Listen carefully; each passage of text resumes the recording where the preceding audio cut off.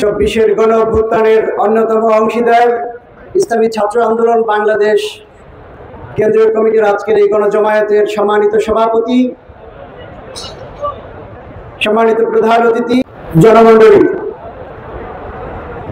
এই জনপদের মানুষ, এই বাংলাদেশের মানুষ দীর্ঘদিন যাবৎ নির্যাতিত, নিপীড়িত, বন্দিত্বের শৃঙ্খলে আবদ্ধ। মুক্তির জন্য, শান্তির জন্য, স্বাধীনতার জন্য, স্বাধিকারের জন্য বিভিন্ন প্রেক্ষাপট তৈরি করেছে, আন্দোলন করেছে, লড়াই করেছে, সংগ্রাম করেছে, রক্ত দিয়েছে, রক্তাক্ত হয়েছে, গোটা মাতৃভূমিকে উজ্জীবিত করেছে ও ব্যয়িত করেছে।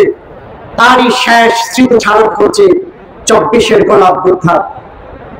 এরপরে দেশের মানুষের ভাগ্যে মুক্তি মিলে নাই, শান্তি মিলে নাই, স্বাধীনতা মিলে নাই, স্বাধিকার মিলে নাই। মানুষ এবার বুঝতে সক্ষম হয়েছে ইসলাম ছাড়া জাতির ভাগ্যে কোনো উন্নয়ন হবে না। গোটা বাংলাদেশের তৃণমূলে এবার ইসলামকে রাষ্ট্রের আদর্শ হিসেবে গ্রহণ করার জন্য এই জনপদবাসী, বাংলাদেশবাসী তৈরি হয়েছে, আগ্রহ নিয়ে তারা অপেক্ষা করছে।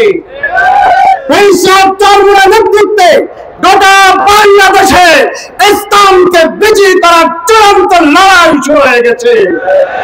এই লড়াইয়ে ছাত্র আন্দোলনকে সর্বোচ্চ ত্যাগ এবং কোরবানি স্বীকার করতে হবে। যে লড়াই শুরু হয়েছে, এই লড়াইয়ে আমরা বসে থাকতে চাই না। ইসলামকে বিজয়ী করে, গণমানুষকে মুক্ত করে, এই জনপদবাসীর আকাঙ্ক্ষা প্রতিষ্ঠিত করে তবে আমরা গড়ে ফিরতে চাই। আল্লাহ হাফেজ।